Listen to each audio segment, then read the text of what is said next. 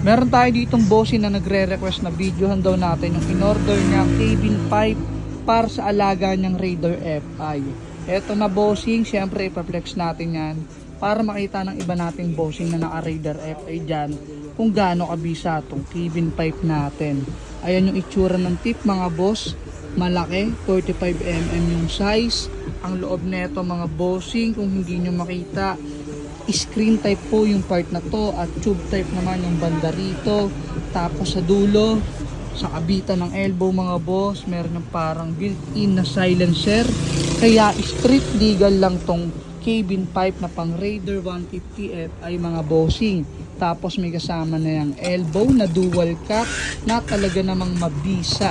Meron pang emblem sa part na yan. Ayan, nakalagay cabin mga boss, cabin Thailand. Syempre pag FI, matik yan mga bossing, meron yan sensor. Pag sa ARD type wala, diba? So ayun bossing, shoutout sa'yo sa bossing ko kay Nico Tolentino ng Tanawan City, Batangas. Maraming salamat sa pag-score mo ng cabin pipe natin bossing ko. Shoutout din pala sa mga bossing natin dyan sa Batangas. Napakaraming kong naging customer dyan, lalo na dito sa cabin pipe. Halos araw-araw tayo nagpapaship mga bossing, hindi nawawala Batangas. Sobrang dami natin bossing dyan. Maraming salamat po sa pagsuporta nyo dito sa cabin pipe natin. Siyempre sa mga cabin user dyan, pananatilihin natin na talagang solid yung produkto.